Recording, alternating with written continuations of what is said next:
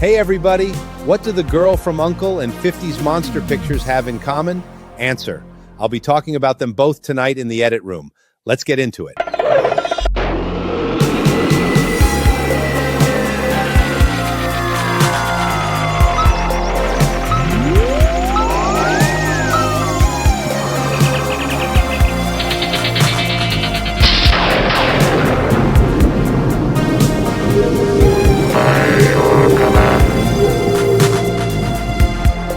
Hey everyone, welcome back to Frank T's Edit Room of Dreams. Last episode I ran out of time, so today I want to give a proper shout out to a fun spin-off from The Man from Uncle, appropriately titled The Girl from Uncle. It stars Stephanie Powers as the sharp and capable agent April Dancer, alongside Noel Harrison as her partner Mark Slate.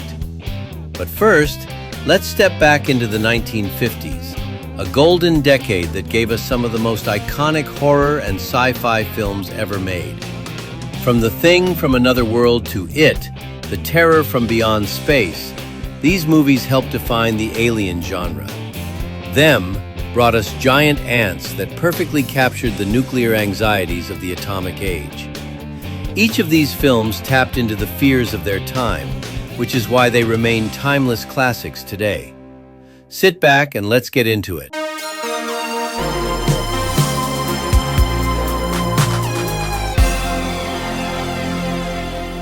By your command. In 1951, The Thing from Another World hit screens as a groundbreaking sci-fi horror classic. It was credited to first-time director Christian Nyby, but produced and almost certainly co-directed by the legendary Howard Hawks.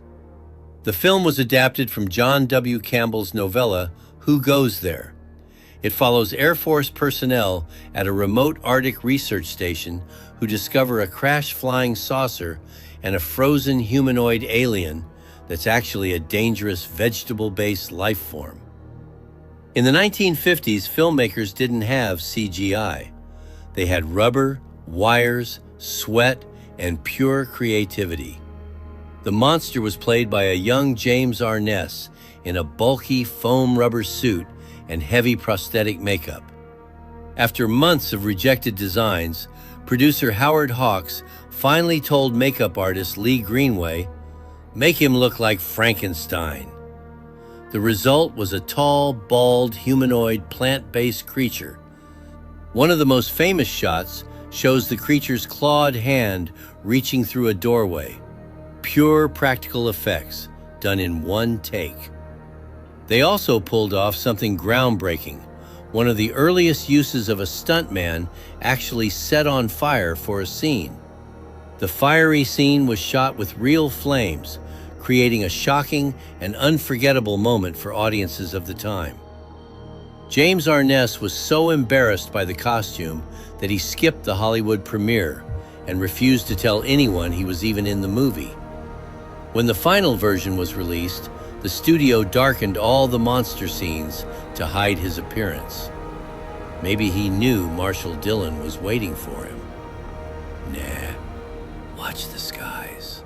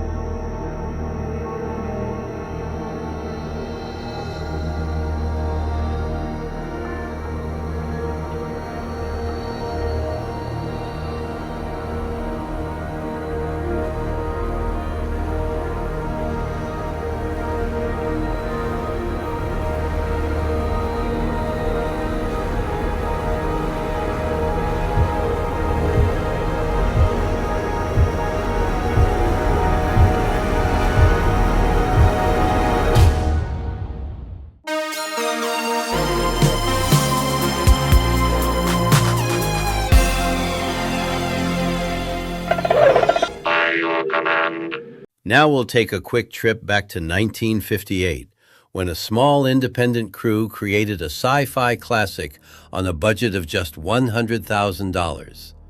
That movie is It, The Terror from Beyond Space. In this thrilling film, a deadly alien creature sneaks onto a spaceship returning from Mars and starts eliminating the crew one by one. Sound familiar? Ridley Scott used the exact same premise in 1979's Alien. Remarkably, this film completed principal photography in just 2 weeks, with some days allowing only 6 hours of actual filming. The screenplay was penned by Jerome Bixby, a talented sci-fi writer who later crafted the iconic Star Trek episode Mirror, Mirror. It's amazing to think how much impact this movie had despite its low budget and quick production. The alien was played by Ray Crash Corrigan, a veteran stuntman and actor. He showed up to the set drunk, damaged the suit, and refused to be properly measured for it. As a result, the costume didn't fit well. His chin was even visible poking through the monster's mouth in some shots. The scenes were darkened mainly because of the tight budget and technical limitations. But in doing so, it made the movie even scarier. It, The Terror from Beyond Space, is packed with suspense and proves that you don't need a huge budget to create an effective horror film. Mostly all the violence takes place off-screen, and the monster is always skulking around in shadows. Its influence reached far, helping to inspire the legendary Alien movies years later. So if you're in the mood for a classic sci-fi monster movie, give It, The Terror from Beyond Space, a watch. You'll be surprised by what this small crew accomplished in just 2 weeks. Between you and me, this movie scared the crap out of me the first time I saw it on Creature Feature here in New Jersey. Check it out.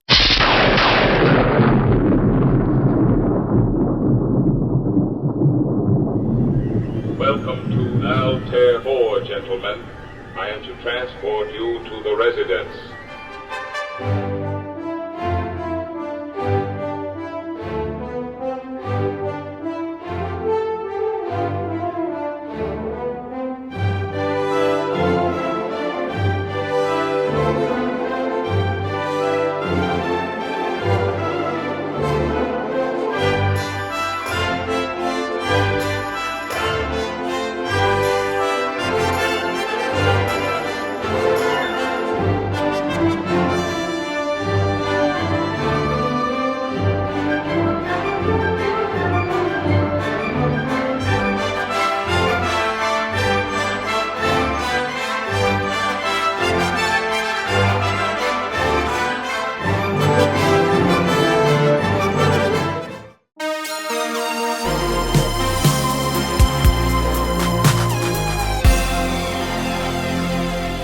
By your command. Picture this. It's 1954, and nuclear bomb tests in the New Mexico desert have turned ordinary ants into 8-foot-tall, flesh-eating monsters. Them is the original giant bug movie. Warner Brothers originally wanted a big-budget color 3D spectacular, but the 3D rig broke, and the studio boss slashed the budget. The result? Full-scale mechanical ants, built with levers, pulleys, and a crew of sweating technicians crammed inside, bumping into each other in the Mojave sand. The only part that's in color is the opening title. The stellar cast features James Whitmore as tough State Trooper Sergeant Ben Peterson, Edmund Gwenn, yes, the Santa from Miracle on 34th Street, as brilliant scientist Dr. Harold Medford, Joan Weldon as his daughter Pat, and James Arness, this time not ashamed of his part in the movie, as FBI agent Robert Graham. But the scene everyone remembers is little Sandy Desher as the traumatized Ellenson girl found wandering the desert in shock, clutching her broken doll until she finally screams the movie's title. Them! Them! Despite the headaches, Them became Warner Brothers' biggest hit of the year, earning $2.2 million in rentals. It perfectly captured America's Cold War nuclear fears, radiation gone wrong, and the dark side of the atomic age. And those giant ants didn't just look scary, they sounded terrifying. That high-pitched metallic screech cut right through you. It wasn't some soft movie monster roar. It was sharp, unnatural, and constant. People in theaters actually flinched when it hit. Kids covered their ears. Adults shifted in their seats. That sound alone sold the idea that these weren't just big bugs, they were something wrong. 60+ years later, that screech still works. One of the most effective sound effects in all of 1950s sci-fi. Smart, scary, and still one of the best monster movies ever made. Watch it, and you'll never look at an anthill the same way again.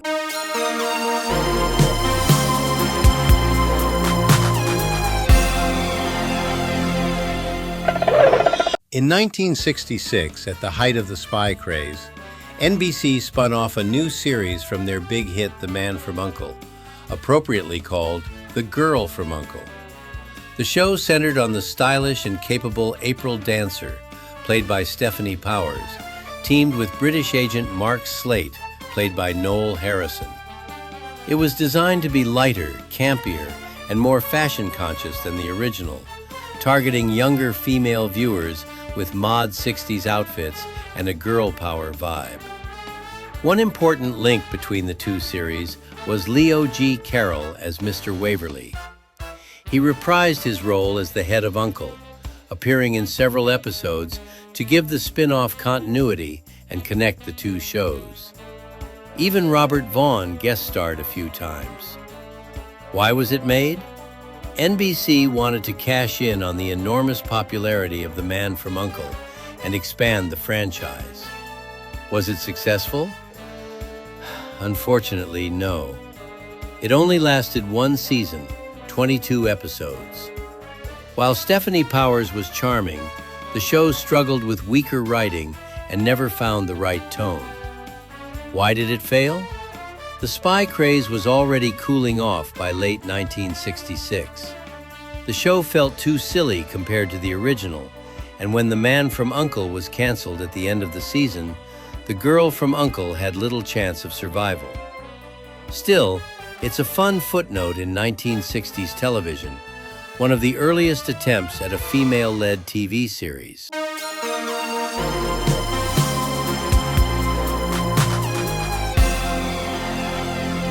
By your command. And that wraps up another night in the Edit Room of Dreams.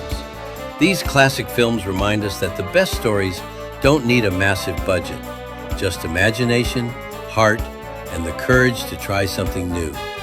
They still have the power to pull us in, make us lean forward, and leave us wanting more.